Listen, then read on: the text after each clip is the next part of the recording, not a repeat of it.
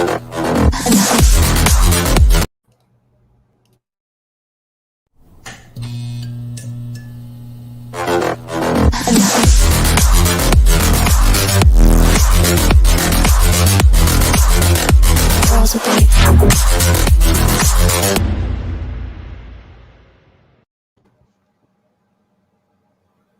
what's up? All right, I have no idea if that fucking worked. I don't think it did, but whatever. Fuck it. No, it did. I'm watching it. We got it. All right, well, I probably cut it off too early. Whatever. No, it's fine. You got it. So we're All right. What's up, dudes? Thanks for having me on the show again. Of course. Of course. I think you're our most frequent guest at this point. He is. 100%. But Just that's one a of the good perks thing. of the job, really. You get to come on shitty mediocre podcasts. No, I mean, it's great, man. Like, not that many people get to, I got to do a podcast later. Oh, it's for work, Yeah. That is cool. Yeah. No, I agree. So that can be super fucking neat. But so yeah, I mean, let's just fucking hop right into this shit. You had Vice News or Vice TV came out and did a full vid doc on one of your events. This was filmed at the Georgia Air Force Base, last year, right? Yeah, during the pandemic, allegedly. Which game was that? Aziri Flank, I think Aziri was the name of the game. Okay. And this was the full insurgency game, right? No, this was the just regular force on force game. This is just force on force. Okay. Yeah, cool. we specifically didn't have them come to an insurgency because it's just like there's too much going on to explain to the casual observer. Yeah. Well, especially because the video is only like 23 minutes long. So that's a lot of context that you just aren't going to have unless you know what the fuck you're already looking at. Right, exactly. I mean, I think that was the number one thing maybe that, a lot of people within the airsoft community, as far as the reaction, I noticed that there were a lot of people who, when they saw the trailer, were like really upset and thought that it was going to, it was like the same deal as before the New York Times piece that came out last year, right? Like, tons of people were like, oh, it's a hit job. Oh, the big city liberals hate airsoft, yada, yada, yada. You're never going to get a fair shake. And in the past, we were concerned about like Vice wanting to come out and just absolutely shit on some company and airsoft as a whole. So yeah, and there's definitely some founded. There's some founded. Like, I get the fear behind that because I was. I totally do too, man. Like I'm not saying that the concern was unfounded. And actually, initially, I told them no. They called me like 9 months before they actually came and filmed this. And initially, I was just kind of like, nah, that doesn't sound like me. When they told me the concept for the show where they were like, oh, we want to talk to hobbyists who are like obsessed with their hobbies, I was like, that's not really me. But as it turns out, it really is me, right? Like it's all of us, yeah. You made a company based around the hobby. So that's pretty deep in the... But, I mean... Overwhelmingly, I've been seeing a pretty positive response. I watched the video a couple of times. I thought they did a fantastic job. They do a really good job throughout the narration of kind of explaining to the casual viewer what they're looking at, because I'm sure it's really difficult to understand. But I like the idea that they went the route of it being essentially just BB LARPs, which is what it's supposed to be. That's how I always explain it to people, is I'm going to go play dress up with my friends and shoot toy guns for a weekend. But I get where everyone was very, very concerned that this could very quickly and very easily be turned into like a school shooter training camp, fucking anti-jihad weird bullshit, second A fucking camp. Because they had a previous video they had done where they were talking to some militia group. And obviously the militia groups are a whole different fucking animal. But yeah, I mean, Vice has done a bunch of stuff like that. I saw people reference, they did a bit, the Vice UK did a bit on World War II reenactors who do Germans. And, I thought it was weird because there were a lot of people who used that in their comments and were like, they made those guys look like weirdos. No, those dudes are weirdos. And I was like, well, and here's the thing is those dudes are weirdos.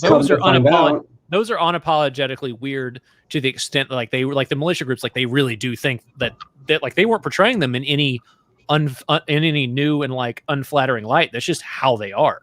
And I think that's why it portrayed very well with the Milson West event, is it showed that this is just a bunch of guys who get together are possibly a little spurgy, and they have a good fucking time. Like there's that one kid who's there with his dad who's like, "Oh, I don't need you to talk to the dad. I'm finding my glasses." I love that because he always called him father. Yeah, father. Yeah, and like you get what you're dealing with there. It's like yes. Not trying to talk to the kid. I'm sure I'm just hope he had a great time. Well, I think they were probably just surprised because if you're a regular person with a normal job, especially in the mainstream media, this kind of world to you, this is like every one of my so many family members of mine who have not worked for me, because like my dad and my brother-in-law have worked an event with me, and my brother. That's it.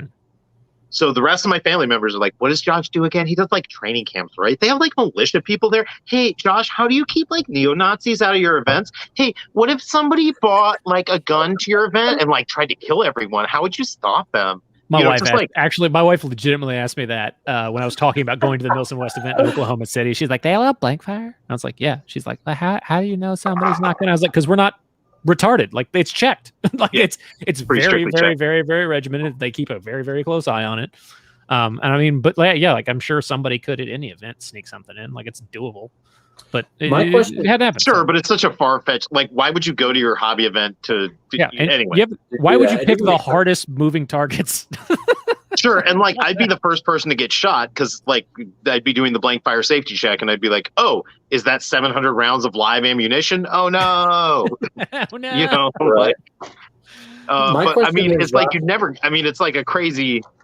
I actually think, and it was like they said in the piece, and people say this in a cheesy way, but they were mentioning there were a couple people in the piece that said like, well, I think doing this makes me not want to do it in real life because I think about how many times I die or how terrible it is, or I just channel my aggression. And yeah, like everyone thinks they're going to jump in there like Rambo, and then you get clapped by some fucking 14-year-old who's making Zoidberg noises while running across the street. And you're like, oh, this would not have gone well for me if this were real. Right. There's a little bit of context there. What were I mean, it was just like they, like the rest of my family who were all godless big city liberals, had this idea of what is airsoft. And as they found out, like, at a game near Los Angeles, there were many of their tribe there who were playing. And so I think they were just, oh, wow, this is like a representative of the general demographics of our population. Wow. Oh, how weird.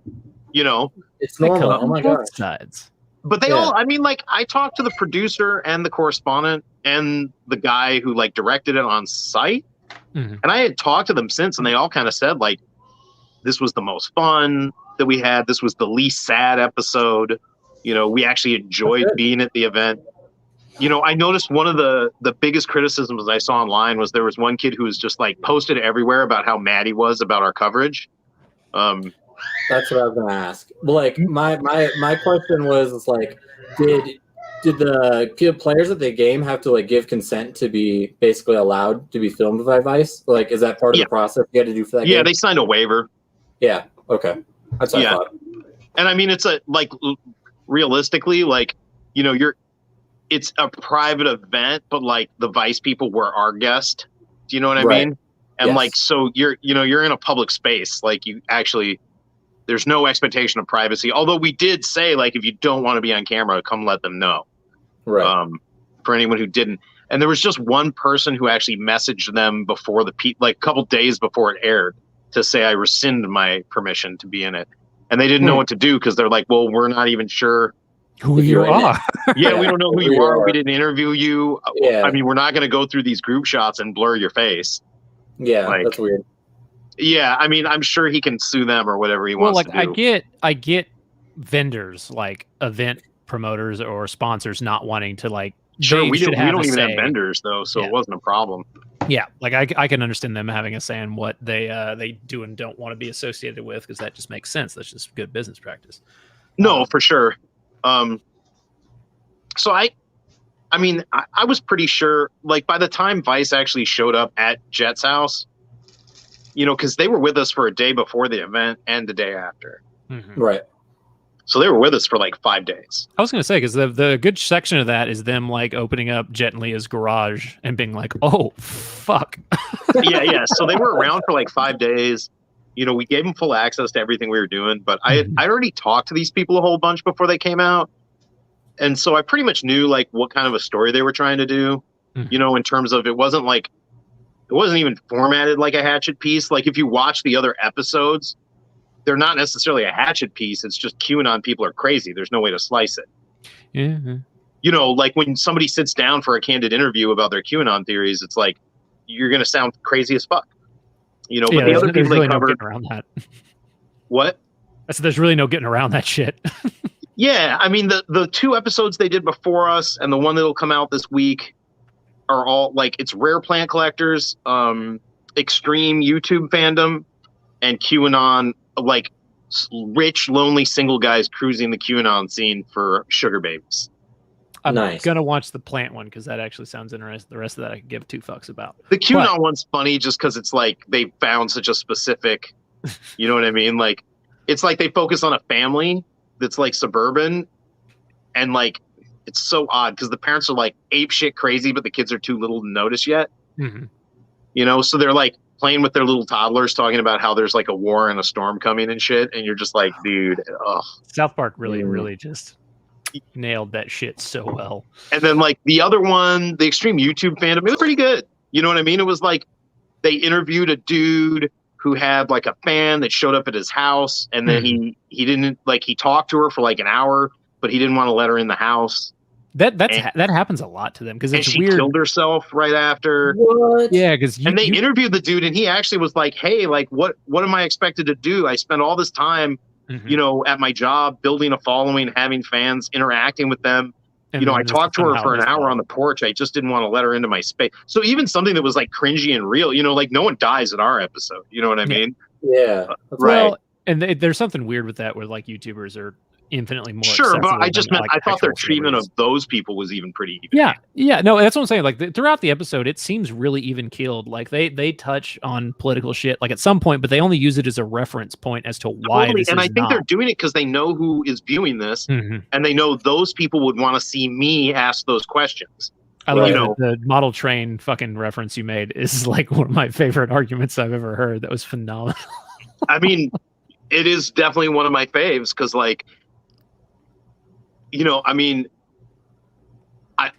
I'm not super into like woke politics, but I mean, like, there is something to be said for viewing history with a critical race theory lens, right? Like, there's a lot of historical stories that are like, oh yeah, that was a lot better for Lewis and Clark than it was for Sacagawea, or like, oh, that's weird. What happened to all the people that lived there before? You know, that sort of thing. Well, and then, like I said, there's a lot of ways that this could have gone. And but it's like, as I said to them, like, we didn't make that. We're just living in it. But, and again, the actual product itself, I thought was great. I thought it was really flattering for the hobby. I was super happy with it. They did a really good job, just like aesthetically. It was fun. It was interesting. It was engaging. It was fun to watch. If you're listening to this or watching it live right now, get a chance to actually go watch the whole Vice episode that we're talking about with Josh. It's on Jet's YouTube for free. Yeah, it's an unlisted link. But you know what? I can send it to you guys right when we're done here. Put it in the chat. Yeah. Actually, you know what? I can throw it in the chat right now. There you go. Yeah, if you guys get a chance, definitely take a look at it. But Punk, I didn't know if you wanted to throw in any comment or question that you had for Josh, mainly regarding it. No, I just you know, like, there is a lot of bias that goes into with a lot of these media, and especially in Airsoft. I think for the most part, you know, Airsofters are responsible. As much as I'd like to give them credit for being, you know, troglodytes, you know, they are responsible, and there is just, you know, there's a small fraction of them that kind of, you know, take these stereotypes of you know, like you're saying, like liberal media and shit, you know, that these pieces are actually well covered, and they had a good time. And, you know, I told Leah the same thing, that, you know, like, thank you guys for just being responsible fucking people, period. Like, I have nothing other than that. Just like, like anybody put in for not, I mean, yeah. not even just that, but like, just not making it a fucking thing. Like, I appreciate the fact that Josh said, like, hey, how many of you guys do you think, you know, this was covered in poorly? And then he goes, actually, you're all fucking wrong. It was done really well. So, like, I appreciate that. Yeah. Yeah, I mean, I thought the crew that shot it did a really good job. They definitely came with an open mind. I mean, they filmed a lot more than they actually, you know, put in that piece. That makes sense. Yeah. And I thought the funniest criticism I saw, there was one guy who in every Facebook group posted the same, like, I heard for months Josh Warren talking about how this was all positive. It's such a bad look. They say we're crazy, and they don't even mention blank fire. And like, the whole bit about that is like, obviously it's just some fucking guy that has his favorite scene, and what they say in his favorite scene is that Milsim West is dangerous because we allow people to do blank fire. And he was really sad that that didn't get brought up in some sort of expose to finally take me down, you know, for good, right? Like, finally we can get Cobra Commander out of the airsoft game. Fuck. And what it is like, they were there, they saw everything, they filmed the blank fire safety checks. I think they chose not to include it specifically. Like, they never told me they, you know, because they never address it in the show. It's shown, but they don't address it. And I haven't even asked. I should ask the producer why they didn't, but I'm gonna assume it's because they, after I explained to them what blank fire safety is and like how we deal with it at Milsim West, they were like, that is too complex to include in our narrative. Yeah, exactly. Like just the average viewer would not understand. Yes, and they know their average viewer is going to hear firearms, they're going to see brass, and they're going to freak out, and the story's going to be over. And I think they were, I mean, if you look at the end of it, man, they say, if more people played Milsim, maybe the world would be a better place. It's pretty fucking positive. Yeah, man. ViceTV said that. On the realm of fucking notes that are positive and you want to fucking have said about you, it's a pretty good one. Make the world. Yeah, I mean, we didn't. So we didn't even let them into this. We did the same thing we do with the New York Times, right? We let them vet us. We vetted them, and then once we were satisfied with like who, you know, basically looking at the work that these people had done in the past, you know, just looking at their interviews to decide, do we think they're giving these people a fair shake? And then said, hey, what are the parameters of the work you're trying to do? As soon as we got them to say that, we would just be like, okay, come do whatever you want.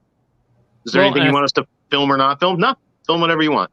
I think the fact that they went to Milsim West specifically, if they're going to go to one, made more sense because of the level of extremes that you guys go to at your events. It actually lent better to explaining what Airsoft and Milsim is because it's so structured, it's so regimented. It's not just like a more casual event where it's a lot harder to like kind of encompass everything in such a kind of tactile fashion. But yeah, because you guys are so over the top with that, it sells it better because it's like, oh, this is this isn't like a casual going out and shooting BB shit. Like, this is the hardcore one. Yeah. Punk, what were you gonna say? Oh no, it was just that, yeah, because like out of all the events that really give you not only just the biggest bang for your dollar, but like really just, you had mentioned something years and years ago. There is the suspension of disbelief. And you know, like that's, to me, when you go into an event that is like the best representation of what you fear and how awesome it is, like it was a good. Well, they could have done this same thing at an AMS or at I'm not gonna say Lion Claws because fuck those events. At a Overwatch game or most of the other promoters, and it probably would have done well, but I don't think it would have translated nearly as well as it does at Milsim West, and specifically at the Georgia Air Force Base, because that environment adds a lot to it. And they that see venue that looks very cool on camera. It does, and that's like, I know they had attempted to do this something similar at Copperhead a couple of years ago, and we were really against it. And I still think that was the right decision to not do it there and not do it with that group, because it could have been a totally different environment outcome for the player base, and it could have been a different outcome. And how it looked, for the overall coverage that they wanted to do. With the episode being so positive, I've been really interested to kind of track what the community response is and what the response is in general, because it seems like for most people outside of Airsoft, it is a kind of a neat lens into our dorky little world. Kind of like for a while there, like LARPing was in like every other comedy film that came out. Like you had fucking there's like 6 of them that came out like all in the same time frame. It became like really popular to make fun of LARPers. And now it seems like there was a little bit of a lens, like they kind of cracked the door on like what we do, which is just as dumb and silly. Does that mean Airsoft is going to show up in movies and we're going to get made fun of as much as we make fun of ourselves? I fucking hope so. I mean, maybe. Yeah, because since the New York Times thing came out, I've had multiple TV producers contact me, you know, about developing like a TV show around Milsim West. Not doing it, but like, you know, people, because it's like, it's terrible. It's like 3 guys, they've all been the same, right? And the gist of it is, you know, we get down to it and I'm like, why would I let you make like an episodic reality TV show out of like my work? Well, you know, and that's and they do one of two things. They tell me how much they're going to pay me for like their shitty Discovery Channel reality show, and I'm like, are you fucking dense? Like, I'm going to make twice that on the game. Yeah. Why would I do your stupid show where I'm going to look like an egomaniacal asshole? You know, right? Because I am, right? So like. And that was part of the thing is I really love that they caught your intro speech of we are all silly nerds and we're here to have a good time. But also it's just shows how kind of divided and semi-toxic the community likes to be, where almost all the comments, even from inside the community, are really, really, really positive. And the only people that I see talking shit are people that have had very specific beef with you or Jet or Leah or Vice. Not as Airsoft as a whole, but just there's really small sects, and which again, the biggest assholes have the fucking biggest megaphone a lot of the times, and they're the only ones that ever say shit. But you get the sea of like, don't though. You know what I mean? Like, there's a sea of positive comments inside these videos, and then there's that little. And what's funny is how many of them were like other event promoters that were talking shit. There's a little bit of that, yeah. But that's what I mean. It's like some of those people don't have a platform anymore. You know, I was just thinking of you know, there was this guy who used to work for Lion Claws, used to work for me, right? It's the only cadre to ever quit while I was paying him. And he spent most of his life like making a personality out of being in Ranger Regiment that he was only in for like 6 years and never fucking deployed one time, which is a little weird, you know, just because like your average MSW cadre member has probably spent double the amount of time in Ranger Regiment than that dude. So he busted out one of my buddies who started MSW, who's a fucking Green Beret now, just posted on his Twitter like, so, you know, I'm so proud to have been a part of starting this, yada yada yada. And the guy, like, dude, he dropped him with some narrative of me that he thought was going to be stunning, and he got like half dozen responses that were all like, "Hey, aren't you the only guy who's ever quit while Josh was paying you?" I saw that shit, dude. And he runs this other thing, and he was like, "Your shit ain't never as hot as my shit." And then my friend posts some like Achilles, Brad Pitt, and Troy post where he's like, "That's why no one will remember your games." And the guy's like, "I don't host games." And then if you go on his website and you look at like upcoming events, it's true. He doesn't host games. Well, so given that you don't want to get into a TV show, obviously, how no, open man. are you? Like, I mean, what's the show going to be about? Like, what are they going to make? Like, you know, 4 hours out of that Vice episode? Like that Vice episode did it, man. Well, yeah. So now that this was so successful and this was such a positive experience, how likely are you to let them come back and go to an Insurgency game with a little more? Dude, if those guys from Vice, if that crew wants to come back, and I have talked to them about it, you know what I mean? Like, if they ever want to come back and play in a game, you know, ideally, that's the game they would come play in.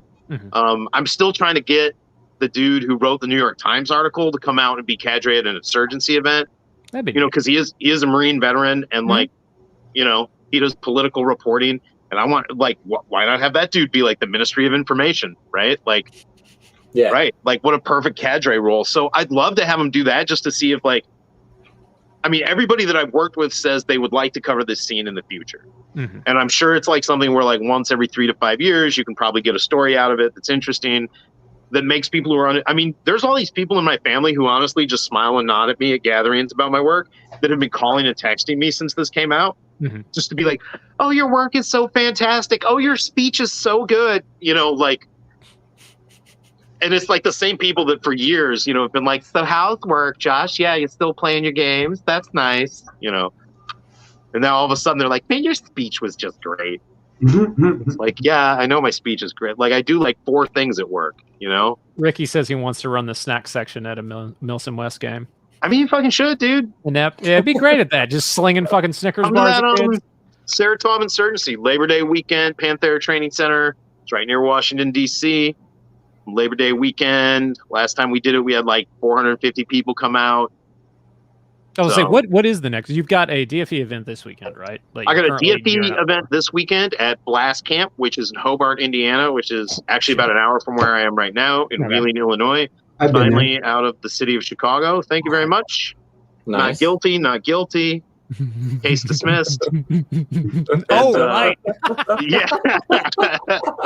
You and me both, homie. Case dismissed. Oh, that's funny. And so at least I'm out of Cook County, you know. Good for but you. the game is near me. It's a Desert Fox event. Should be good. We got a bunch of people coming. So in relation to the DFE games, are you glad it was a Milsim West game they came to and not DFE? Like I said, because in my mind, it gives it more legitimacy. They specifically wanted to come to an MSW thing. So, like, obviously, you know, they talked to us and Jet. And initially, they were thinking about going to that Jackal game, I think. Really? Like the game me and Cole went to. I had heard that. Yeah, but see, I actually talked Jet and Ross out of that because I was like, hey, man, that's not going to be a good look. Yeah, I'm glad they didn't see me fucking blackout if you drunk recall with in the episode, they mentioned how this. distasteful it was that Germans are dressed up pretending to be Taliban, you know, from the Vice perspective. They did mention that, yeah. They did mention that. I thought it was funny that they mentioned how naughty Vietnam War reenactments were, not knowing that Brian Clarkson and I only did Vietnam War games before we did Milsim West. That's a little secret tool we use later. Yeah, I mean, that's like behind the Vice episode. But I'm going to do a live stream with them Monday on their Instagram channel, just cool, to promote the show. Yeah. Oh, really? That's cool. Yeah, they were really cool, man. They were super positive, and like, they just said like, what was my overwhelming feedback? That I should start a public speaking career, basically. Yeah, and they were like, "Hey, will you?" Because they didn't ask anybody else to do it. They were like, "Hey, will you come do it with us?" Because you seem like a guy who could run his mouth for 90 minutes. Well, Josh Warren and his TED Talks. There's definitely a very, very large disconnect with shoving something down people's throat that they didn't ask for, and like kind of opening an opportunity for something like this to exist. Sure, we've seen it time and time again, but I'm honestly just glad this worked out because, like I said, I definitely had my reservations about it. I was not for this idea, but I was proven wrong. 100%. I'm glad it came out the way it did, and I was really, really impressed. I was pleased too, man. It was really my experience with the New York Times that made me convinced that I could do it. Mm-hmm. You know, because it was just like having that experience with them and like dealing with good reporters. You know what I mean? Because like with any institution, man, there's that. Like the New York Times article, it was like that over the course of that 8 months, you know, I re-answered interview questions twice with that guy. You know, he took the time to say, hey, my editor wants you to answer this specific question. You know, and like me being like, sure, yeah, man, let me swat down that bullshit. Was there anything that was off the table during the event that you guys maybe tried to steer them away from or was hoping that they wouldn't track onto? Just wholesale let them... Interesting. We'd already done it, man. We let the New York Times see whatever they wanted. There wasn't anybody specifically at the event that you were hoping they weren't talked to? Because your brother at the end has me rolling every single time I watch. Dude, my brother, I mean, like, I love my brother, man. He went on that trip with me. You know what I mean? Like, I knew what was going to, like, the allegedly jokes that he does about me and shit. Funny. Like, but it's just like, that's a, you know, look, you know, I'm a very spiritual person.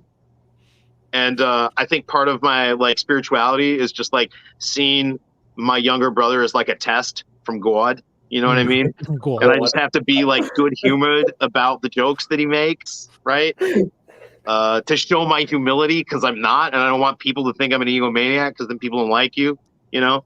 So I appreciate my brother giving me the opportunity to appear humble, right? Like, yeah, because I'm definitely not. But I have to put up with his shit because he's bigger than me. There's so many people that take their own platform and just fucking ruin themselves. So it's nice whenever somebody from the outside doesn't do it for you. Yeah, that's what we do on here. What do you mean? Yeah, that's what we're here for. We're trying to just that's literally. I figured if you know, I was actually when I saw my brother in the preview, I was a little like, you know, like. Because that dude, he says a lot of stuff, right? So what he say?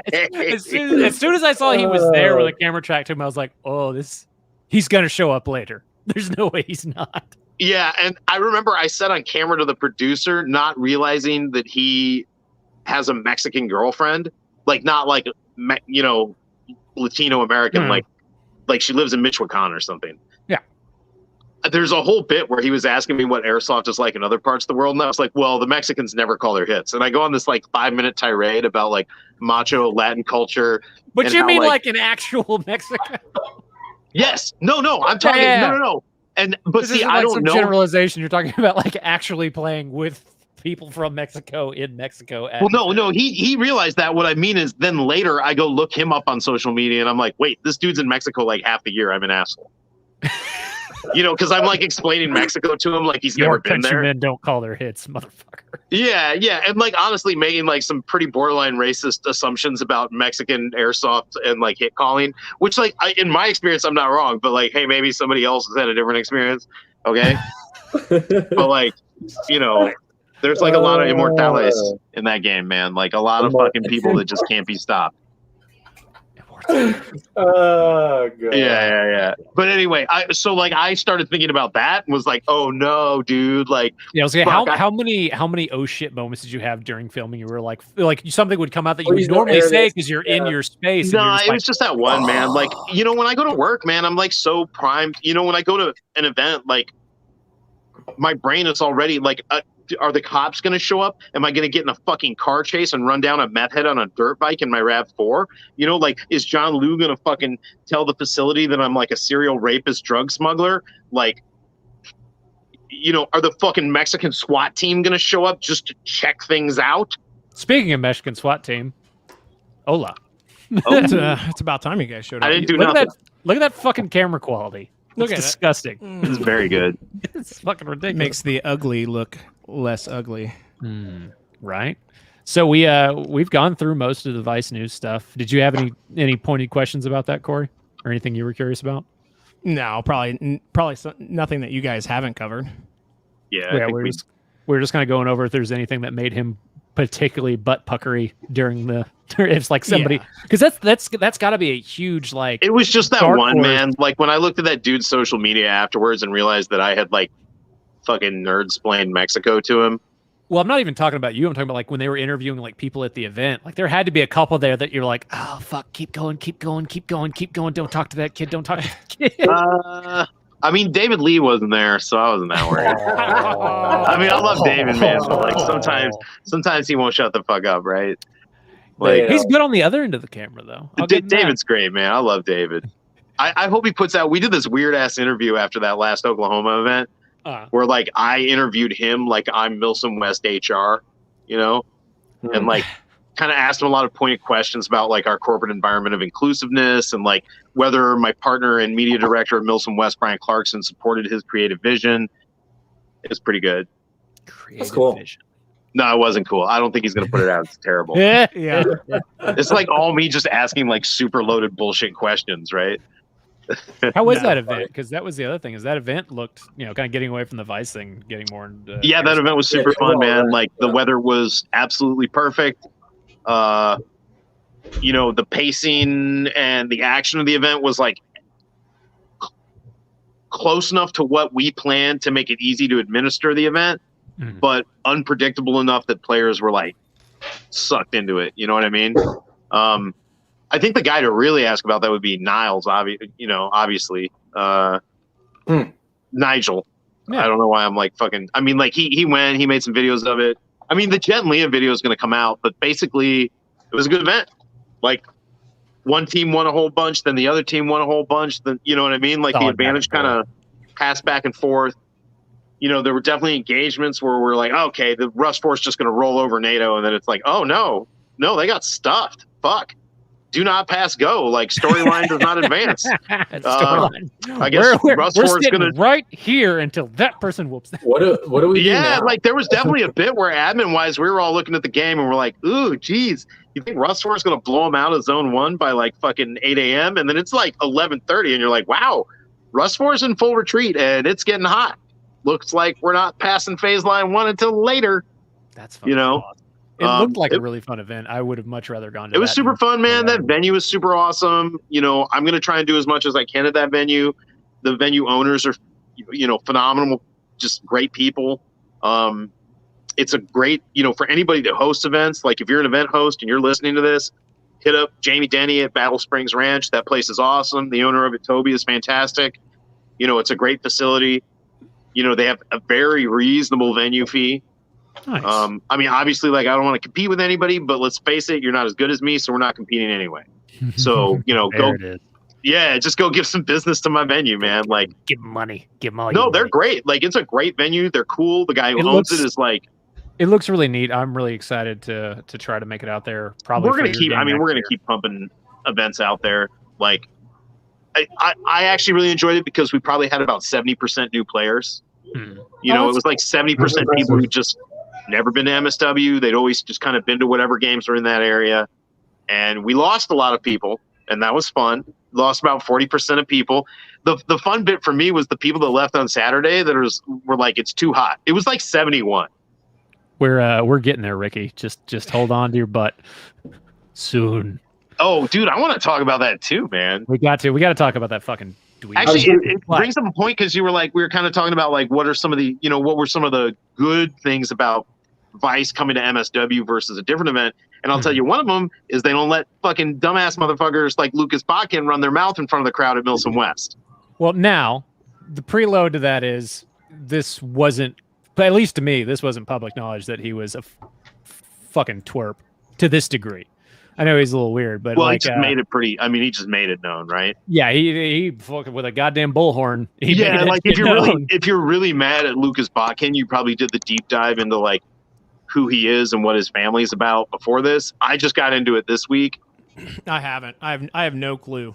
I know. I saw the post. I don't follow him, but I saw the post. And the best way to say it is like, I mean, I'm not a Christian, so I can't speak to that. Well, some context here before we dip into that. Like, what was actually said?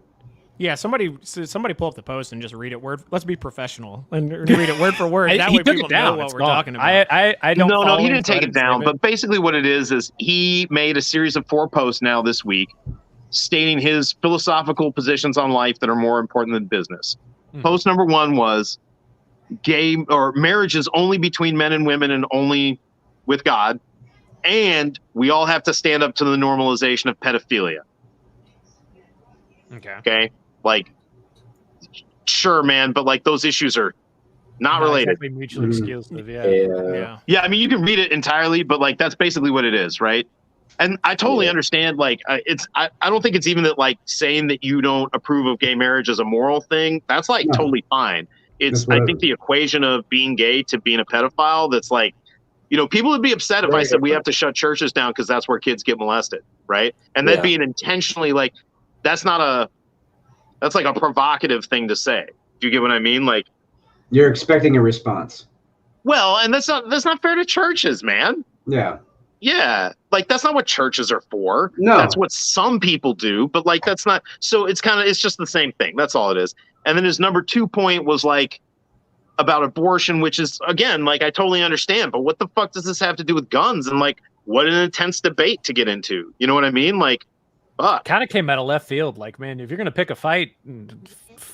Right. And just, like, for me, man, like, if I had to pick my top 4 positions in life, like, they definitely don't concern the definition of marriage or, like, whether or not people should have an abortion.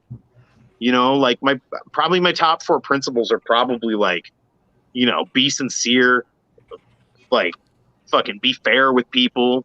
You know what I mean? Like shit like that, right? Like they're all just like it. Anyway, long story short, like Lucas Botkin's just part of, you know, what I would say is a pretty fundamentalist sect that involves like sort of weird family planning done by parents. It's like polygamous adjacent. Well, and it was just such a weird thing to randomly want to trumpet from the heavens. And then I saw Leah and Punk both shared that screenshot of him like, my face when something over there talking effeminate, talk like a man. Like, what the fuck do you know about being a man, you little twerp? Yeah, I mean, that bit, people have been making fun of him for that one for a while, you know, where he's like calling people fags and saying that they should be more masculine and shit, which is weird because that dude kind of dresses like a gay man from the early 2000s with the ripped jeans and shit. I wasn't going to say it.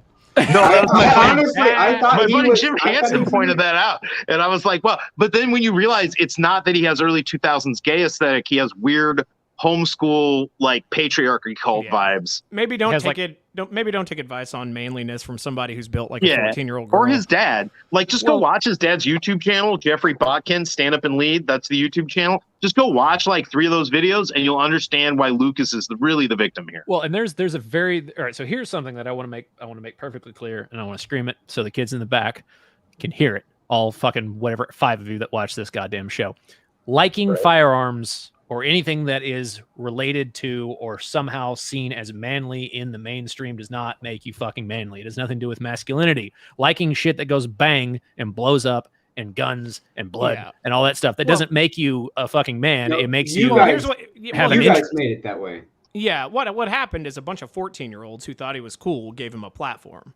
And so now either he's falling into being irrelevant and he wants to say something to just shock everybody and get back to being relevant, or he thinks he has this platform now that he can preach to his masses, which is not us. It's not us. It's not people our age. There's some very specific 14 group. to 18-year-olds that don't know anything, that maybe are thinking about shooting or getting in the military or whatever, and they look to these YouTube guys who, oh my gosh, don't get me started on people that shoot paper really fast. It doesn't matter. It's cool if you want to go compete and shoot paper real fast, I'll respect you for it. But once you start talking tactics, get out, dude. Those things aren't shooting back at you. You have no clue what you're talking about. Well, it's like you said a couple shows ago. Like, if you haven't kicked in a door, you're untested. You have no fucking, like, I'm the same way. Yeah, I'm not going to listen to that kid and think that he's like the be all end all when it comes to gunplay.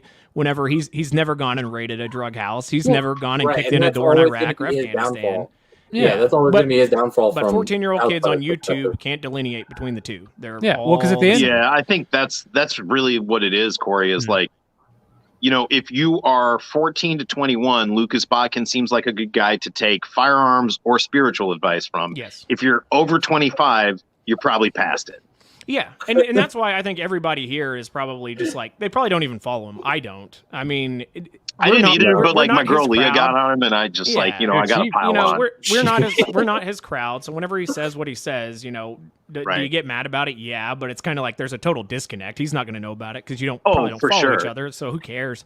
I mean, it is important. You know, you can't be an idiot and say stupid things. But I mean, he's not talking to us. He's talking to 14-year-olds.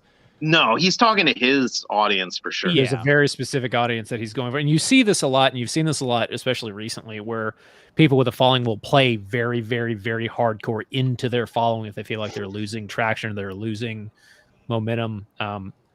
But it's just so fucking wild. Like, he came out of nowhere, he said that, and then people started going after him, and there's really like no defense to this.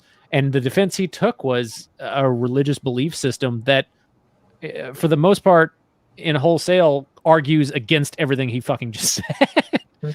So it's like where the fuck are you doing here, kid?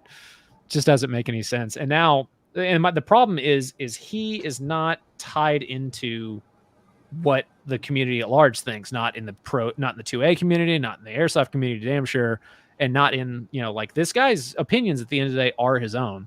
So going in and arguing that him saying this like disqualifies anything or any event that he's been to or anybody who's ever like worked with him in the past, like, no, it doesn't. It just means that he's a fucking dickhead, and now we all know he's a dickhead. No, now. for sure. I just wouldn't give him a platform in this hobby. Yeah. You know, like, that's not what we need. You know, I mean, to throw other people under the bus, like, you know, I had somebody pretty famous come out to a Desert Fox event recently, and he wanted to speak, and I let him speak, and he said some wild shit, man. Like, I gave the worst safety brief in my life because I gave that guy the mic for like 3 minutes, and he said some crazy shit. He was like, we all know what we're getting ready for. We all know we're getting in that mindset. You know, it was like some sheepdog mindset shit. And I was like, like, bro, some QAnon stuff? Yeah, like, bro, this is a fucking airsoft game where people are dressed like the Fire Dragon Squad waiting to cap Objective fucking Flavor Town. Was he standing on his bag boy like a step stool, or was he just in the background? Almost. Me. Yeah. That kid almost got down on all fours for him to stand on him. But, I gotta make mention. There's a photo that Dave took of those two, and you can tell the bag boy was pouring his heart out to this influencer person that you speak of, who was at your event. However, Daddy. However, Daddy was on his phone ignoring him, and it was really cute. It was a really cute photo. You both know who you are. You guys look cute together, and I hope you guys are happy. They'll never see this. Laverne. I hope you guys are tight. Yeah, I mean, I don't want to talk too much on my fellow hardened criminals in the airsoft scene. And I'm glad that a guy who dodged some gun charges can finally get a job. Yeah, right. Laverne, I love you to death.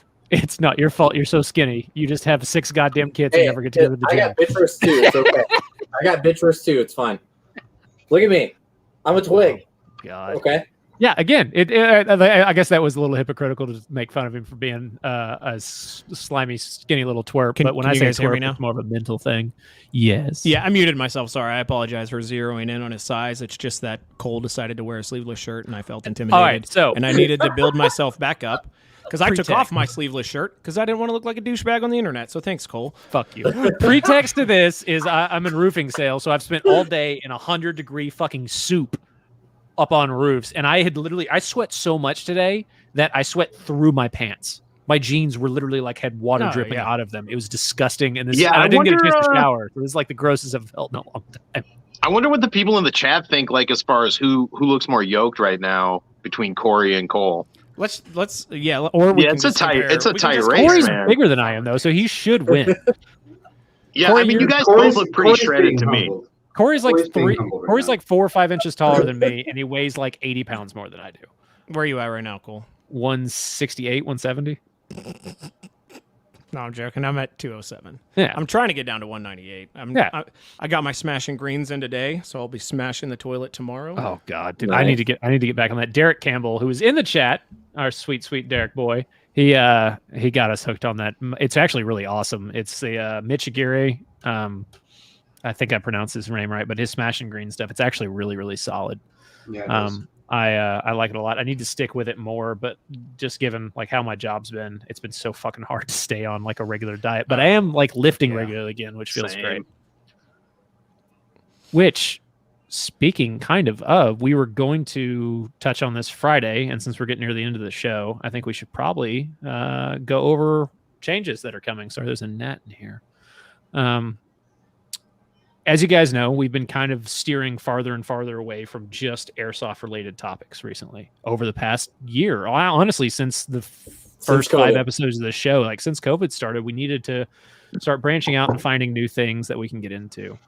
And as that has gained traction and as we've gotten more and more involved and developed into our other hobbies, I think the show needs to evolve too. And I think in order to keep pace and to start producing more content and more usable content, ASAP is going to be changing.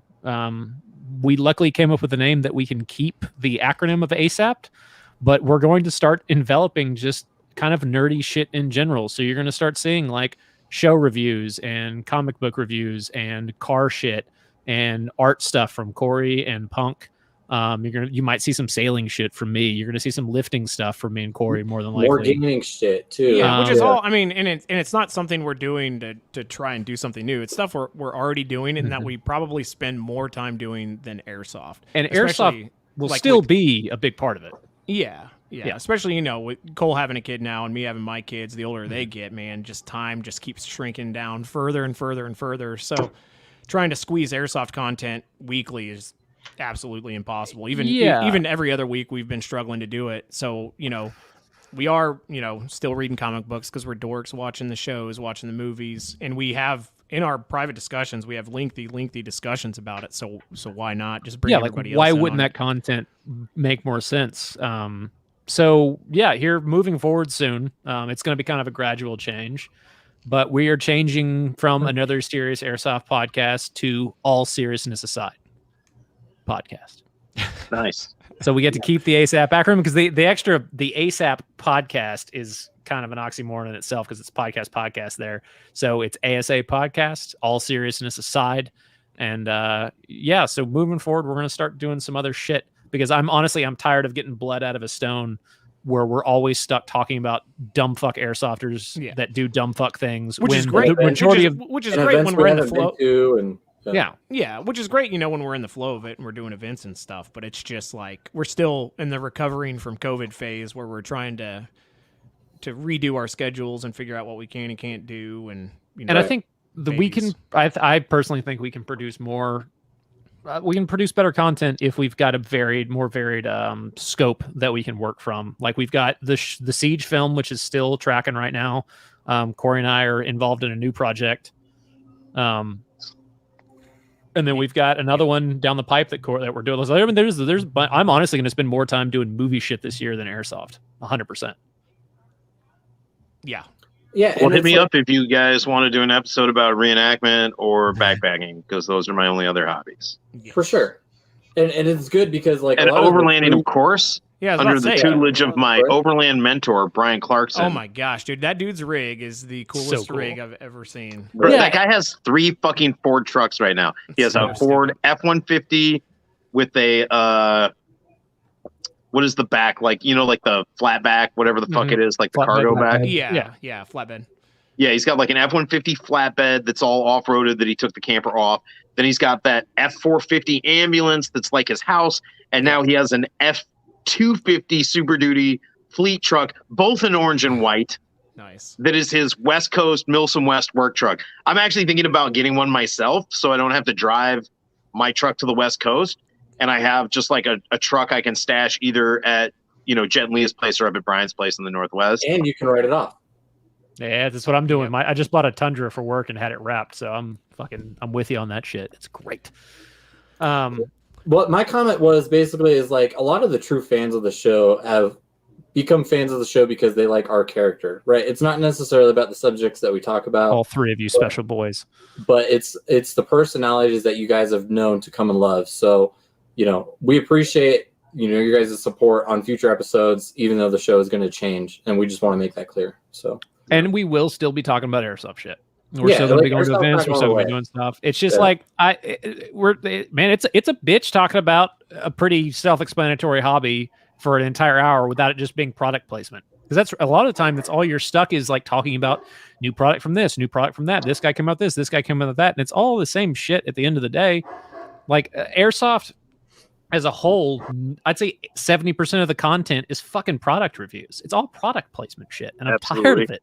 And I want to get into new stuff, and I think we can be successful in that avenue. So if you don't like it, fuck you. We really don't care.